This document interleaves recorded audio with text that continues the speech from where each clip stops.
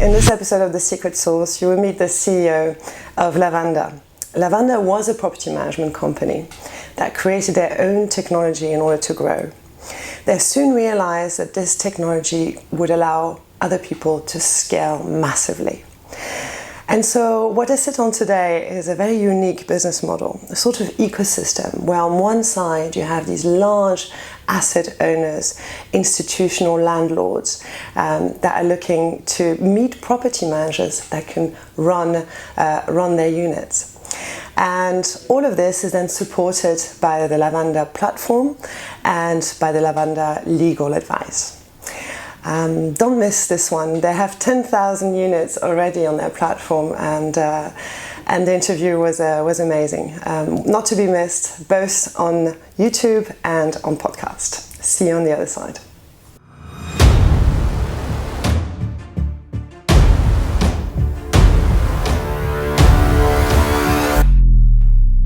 Hi Fred, thanks for doing this interview with me.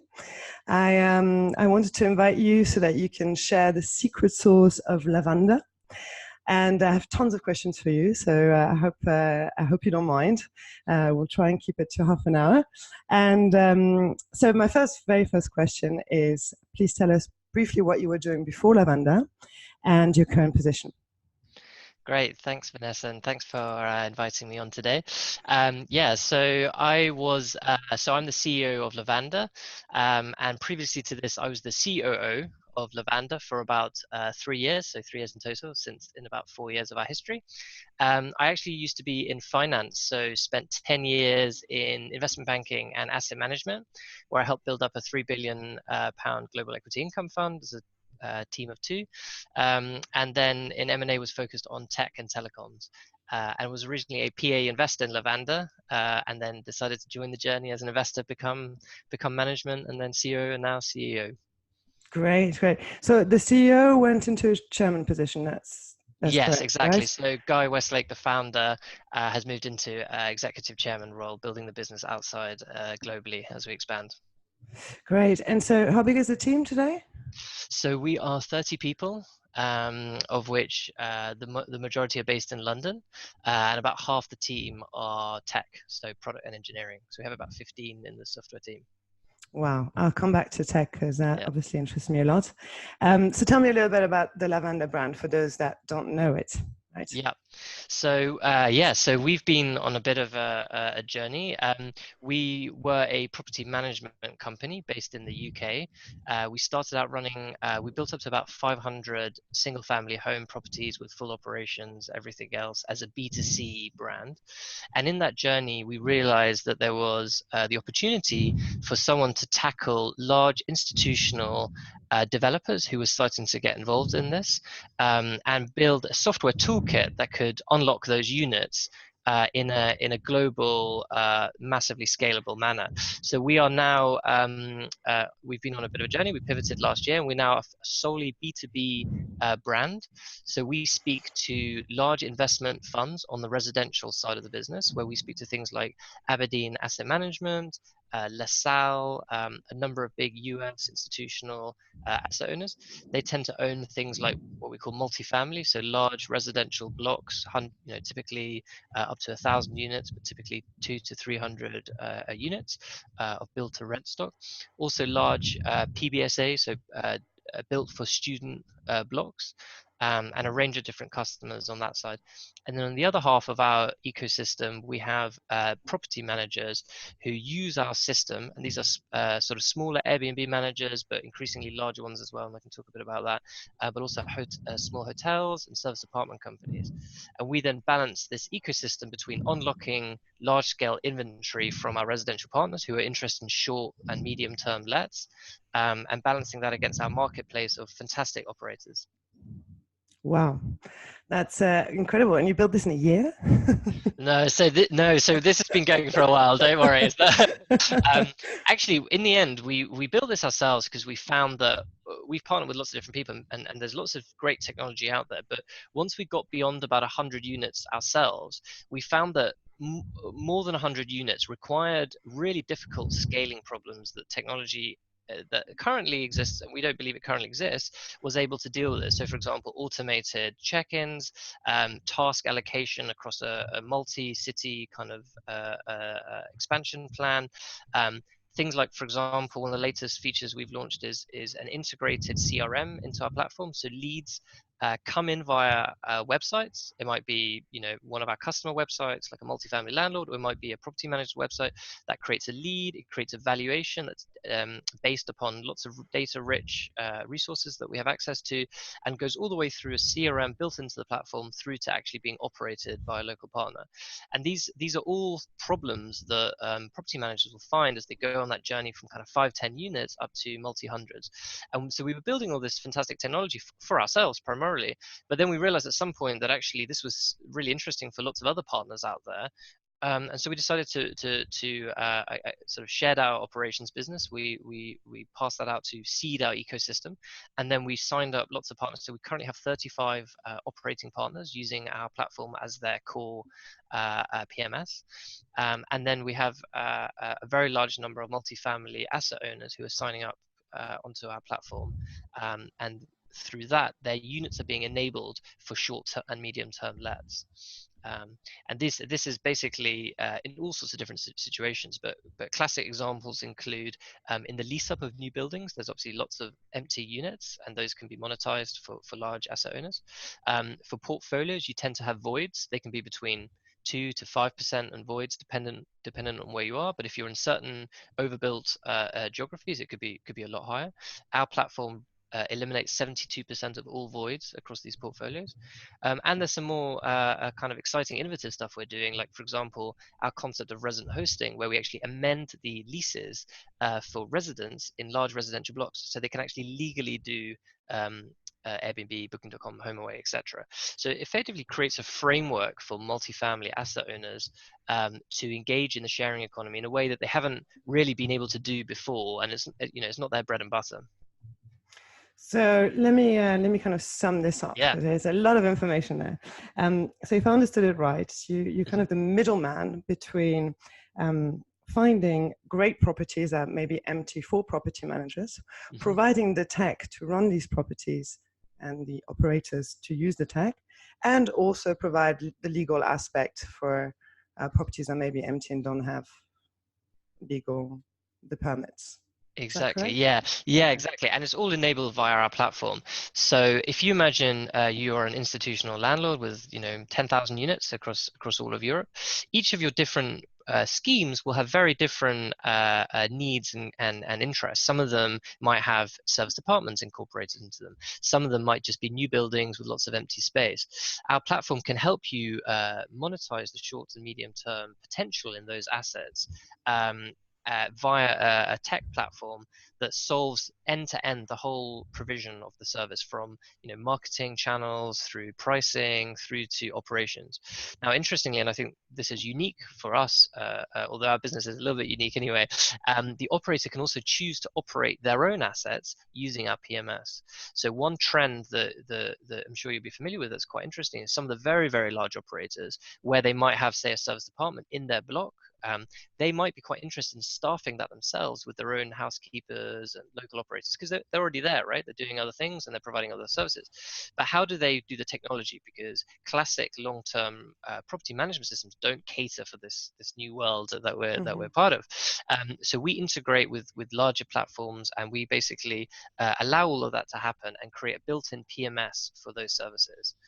So large asset owners could say, hey, look, I've got this 500 unit block in London, and I've got a service department and I want to run that myself, but actually my scheme in Helsinki or Dubai, I'd actually rather outsource the operations there, because that's not necessarily where I want to focus on. And then we can dependent on where the scheme is, and we can basically use one of our local partners, or they can use the PMS built in. Amazing. And how many properties are you managing that way today? Or units in your case, right? Yeah, so across the world now we have 10,000 units enrolled into the Lavanda Mm. program. Now these will obviously vary on when they're actually enabled or not in terms of live days and counts like this, because the key crux for us is that this is all about legal and legitimate homestays across the whole platform. We're really big pioneers and pushers of this. And for our blue chip clients, of course, there are all sorts of regulations. So, for example, obviously in London you have 90 days, Denmark you have 70 days. You have all sorts of different and rules and different situations. But we're expanding with large scale partners. We just recently completed our Series A fundraise with Congrats. the thank you with the VC wing of Henley Investment Management, and they in their core private equity business have another 10,000 units across UK and US.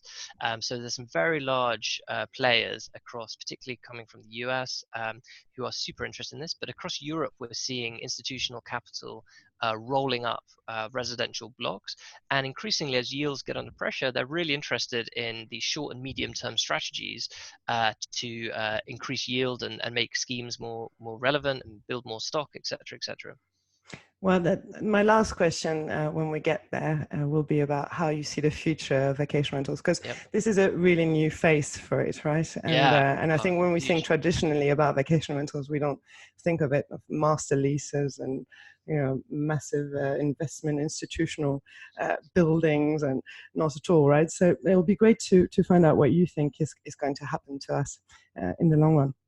But meanwhile, how do you scale? Does it so you just approach these large partners, and but how do you manage to find? I mean, are they popping up everywhere? Basically, is it like just Um, cherry picking? no, it's a good question. Um, we have about 30 people, and about half of that is kind of management and go to market. So we have a whole B2B team who effectively do large bits of consultancy work for blue chip asset owners. This is these are very long sales cycles. They take a lot of investment. We've built a custom insurance product with one of our partners to deal with gaps in residential insurance books. We've done deep dives into legal structures and leases in order to create the product that amends leases for long-term tenants to be able to do short-term. So there's a lot of sort of a mix of kind of legal IP, tech IP that all comes together in this platform. Then obviously we originally started a little bit in stealth with some of our first partners, which was JLL, Aberdeen Asset Management, and Europa Capital. For about a year or two, for about 18 months, we worked with them on a couple of schemes, just testing the product, understanding how it all worked, and how it really spoke to those types of customers and how we could integrate into their entire sort of ecosystem. And then since about December, we've started rolling this out globally. In the end, the sort of the money markets is a relatively small world, but once you can prove to a fund manager with 10,000 units that you can increase the yield by even just a couple of basis points or X percentage, it becomes a massively important part of their toolkit, as well as the fact they're all really interested in tech innovation. And we're doing a lot in terms of booking websites, direct customer facing portals, still under the B2B relationship. It's not our brand speaking to the customers, but it's about enabling blocks to have a fantastic brand that's relevant for short and medium term lets. So for them, it's both about increasing the yield, but also having a tech partner who can take them from that journey of 5-10 years ago, where, as you say, holiday homes, vacation rentals was a completely different business, whereas now it's merged really, and they don't have the in a way, they don't have the choice of ignoring it, because at the end of the day, people are Airbnb illegally in their blocks.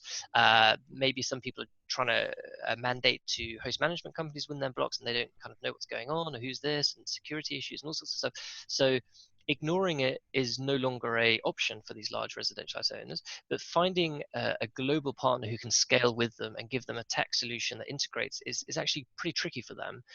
So that's why we focus purely on B2B and purely on this segment, and without operating partners. On the property management side, we obviously come into new markets.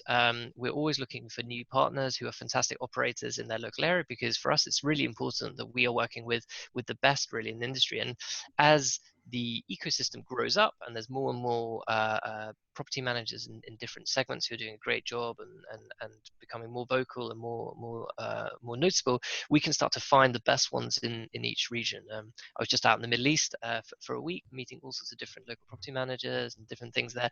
That's super interesting market, and there's a number of partners there we're hoping to work with who are just fantastic. They've got the best staff in Dubai or where it is, and great operations, and that's that kind of excellence and professionalism is what we want to champion, so that the big mainstream doesn't see this as a problem or a concern anymore, that it's legitimized and has a good framework for being blended into communities. So you go through applications. So if I'm a property manager today, I would apply to you, say, I'm ready to take care of your future Exactly. properties. Okay. Exactly, and we have quite a strict vetting kind of process. We meet them, we go through kind of their platform. They tend to also be interested in using our PMS because they're at that point where we sort of self-select for people who are scaling up, interested in growth, and so they tend to approach us because they're like, hey, look, I'm at 200 units. I'd really like to get to 1,000. How do I do that? I want to get into these markets. I know you have partners who are global who are in those markets. How can we work together? And as they work on our platform, we obviously also can see who's good operators in what market, and help scale their growth. So we can effectively build their business directly by giving them inventory at no cost of acquisition, but also then help them actually manage those inventory, because of course getting another couple of hundred units when you're 200 is a significant challenge. So for them, so is it branding and consistency of branding? Is that something that you look at when you get these applications? It is. Is it important today in today's world to have a brand as a property manager? I think so. Yeah, I think in my view, and I guess everyone has different views on this. I think for the property manager who is sort of tech enabled, which I think all of them have to become tech enabled, really, and by that I mean either partnering with the best in class out there or partnering and building a bit. And they need a really good operational brand. There are starting to become some rollouts out there with some really fantastic players out there. So there's larger ones, like Altido, who I know has been on this before, who are fantastic operator across multiple jurisdictions. But also locally, there's each city or country is starting to see 2 or 3 names who are really putting their head above the parapet in terms of quality of operations, staff, the way they treat their guests, like all of these things that are really important. And then I think there will be a divergence between then the providers of technology for those people. One of the reasons we pivoted and focused on B2B plus technology is that we realized we couldn't do everything. We couldn't be the world's biggest operator and be the best tech provider and be B2B and everything else. So I think technology and operations will start to sort of diversify. And our brand is now much more of a tech brand. Ours is about being a innovator. It's about being a nimble provider of really fantastic technology for all our partners. And for our blue chip customers, it's about providing this ecosystem to them where a Aberdeen Asset Management can say, hey, look, I've got these 6 or 7 schemes. I know that Lavanda's overall platform will unlock fantastic operators for me, or unlock fantastic technology that I can deploy into my own. Great. So let's talk a little bit about tech. You said you created automatic check-in. You talked about website. You talked about CRM. It takes a lot of investment, right? A lot of programmers, a lot of But tell me, what was the process of how do you prioritize one aspect of tech over another? How did that process work? Yeah, so you're right. It does cost a lot of money. I think today we've raised over $10 million, invested primarily into the technology. We have a team of 15 engineers, which we're hoping to grow to over 30 by the year end. So pretty quick. The way we prioritize is that initially it began with us finding that there were problems and situations that our technology that we were initially partnering with other people couldn't solve. So for example, to take the CRM example, we were using one provider for our website, we were using one provider for our CRM, which didn't really speak that well to our core PMS. It didn't really speak that well to the onboarding process, which is an incredibly delicate moment when you're trying to get a property from that first excited inbound or outbound communication, which you've probably paid quite a lot of money for, through to ensuring that it comes live. And even when you try and use even more sort of third-party, bits of text, stitch it all together, it all starts to become kind of death by a thousand cuts. And that was an example where we realized that by stitching the whole thing together in a seamless experience, so that the landlord on a, let's say, a property partner's website would go on, they'd be able to fill in their details, they'd be able to get instant valuation, which was data rich, told them about their property, this is how much you could earn. They could then submit that lead, and then the property manager running that, it would all instantly go through their entire platform. They could write notes, they can log calls, they can follow up within that. And when it eventually populates, all of that information gets pulled straight through into the PMS and populates it with all the different quirks that you picked up during that sales process. And therefore, there's no risk of human error where the property manager at the end of the day, the account manager doesn't know that important piece of information that was told in that first phone call and everything else. So you get this really seamless experience, and that's just one example of something that we've spent a lot of time tweaking and playing with. So initially it was about pain points that we found. Now, of course, we have a full kind of roadmap with a whole ton of different things that work for both our residential partners and our property managers. We build in a modular fashion, so everything sits as a module kind of in our business, and then gets deployed to either customer group dependent on the relevance of those people. So, for example, this CRM that I mentioned, it is also deployed to estate agents. So we work with a number of significant estate agents, people like Savills, JLL, others, where we can help partner them so that they can offer short-term lets to their homeowners.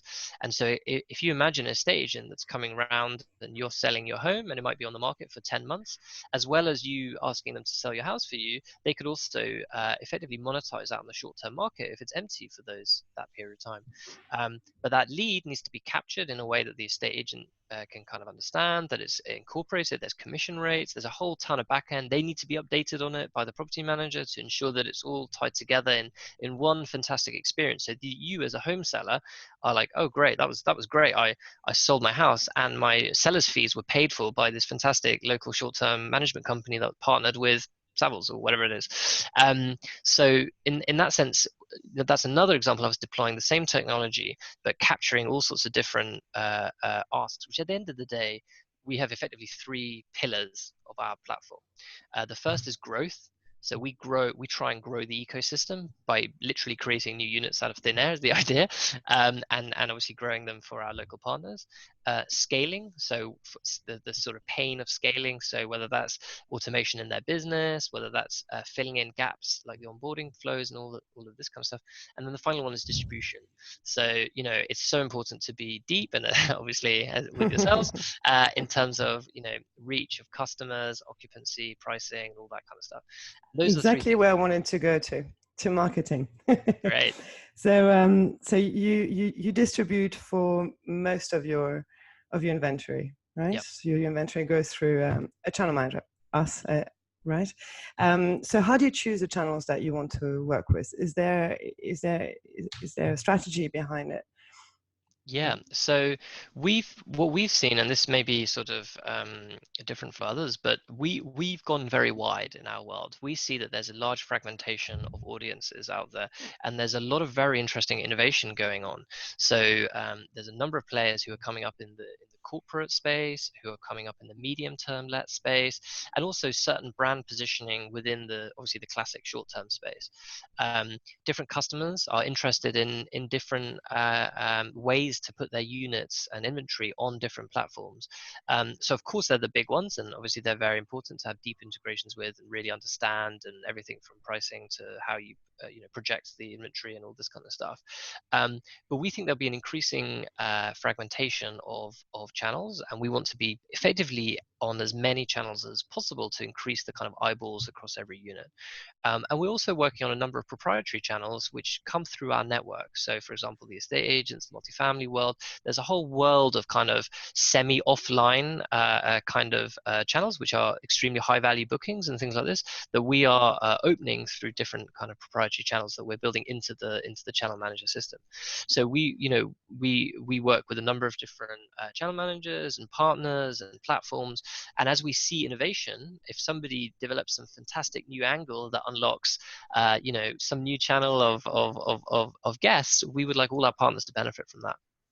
Well, you're lucky because I'm actually creating a new Who's Who, but a channel edition. So I'm going out there and gathering all the channels that are out there that could make sense for our customers and getting all the lowdown so you don't have to do it. So as soon as that's ready, I'll send that over. That's fantastic. And I think that's super valuable for a lot of customers. So how's the relationship with Rentals United? Are you happy? Yeah, very happy. Yeah, I mean, we think Rentals has a really pretty unique position in terms of like the access and depth that it gives across a huge range of channels. So no, we're a very happy customer, and hopefully we're working deeper with you in the future. Great. Well, that's very good to hear. And we're very happy with you too. So what are your thoughts on the future? What are your thoughts? No, let's start with this. Where are you going to be in 3 years' time? Okay, good question. So right now we're effectively creating beachheads in a number of different locations. But in 3 years' time, we hope to be effectively in every major country globally. So we are a global product. We can sell globally. We want to be the first leading market partner with all multifamily operators and PBSA and all these different customer segments. So really have been a kind of a force for good in terms of unlocking inventory, but also helping to drive best practice and kind of compliance across all of these areas. So if we can be there, and as the CEO, I guess, if I can feel like in 3 years' time that we have a genuinely scaled, so we are a startup moving to scale up, but we are a fully scaled up startup across the globe, and have been a really significant thought leader in pushing short-term rentals, Airbnb, etc., whatever, rather than being something on the fringe, something the media is cautious about or concerned, something that even councils and government can feel like, okay, no, look, there's a framework for managing this. There is a good balance in communities between that, the short-term, medium-term, and long-term housing, and be a force for good, and actually be increasing the returns on assets, and people are building more, etc., and starting to solve all sorts of different housing problems as a small part in that. That would be our goal. That's a wonderful goal. And so your thoughts on what's going to happen to the industry? I mean, will Yeah. multifamily take over, the moms and pops property management business? I don't think so. I think there'll be a fragmentation. I think there will be some, or I know there are some large multifamily people who are interested in operating. I think that the master leases bubble, if I can call it that, which might be a bit contentious, will continue to grow next year. There's clearly a lot of capital going into that, and there's a lot of growth going into that. We think there are potentially question marks over the sustainability of the financial model there, but we undoubtedly that will grow materially. We see that the multifamily and estate agencies and all these kind of maybe more old school residential operators, assets and owners, I think will be heading very heavily into this area, because I think it's a really interesting way for them to innovate, and platforms like ourselves start to make it feasible and possible for them to do that. So we see them coming in. I think they will run larger schemes themselves, and I think they will start to run service departments themselves within blocks, because I think they're in some circumstances that's super attractive, and means that they can do it under their cohesive brand across their estate. But I think there's a massive space for medium and small, indeed large operators, and I think there'll be quite a bit of consolidation next year. We've already seen the first wave of that, but I think I think it'll be a tale of two stories. I think there'll be the profitable, well-run names who will start to become on a kind of virtuous circle, where they start to buy other probably well-run companies as well, and start to kind of go on a positive run there. And unfortunately, I also think there will be some relatively large unprofitable operators who maybe prioritize growth over sustainable business, who could get caught out if regulation tightens, or if something happens, if the funding market dries up for them. So I think it will be quite a binary year for those scale ups, but it will be really interesting. Well, you don't mind because you're in it. You're Yeah. in it for each player, right? Yeah, exactly. I mean, the only other thing I think that could be, well, will be interesting is regulation. And I think as we see Airbnb come towards their IPO, I think there will be some grand bargains struck across the world that will have important effects as they want to kind of legitimize in different cities and all this kind of stuff. So that may cause some people to fall foul of that, and I think people need to be really on top of this and be careful they're not building their companies on sand. It's really important to be on the right side of regulation and build sustainable business models.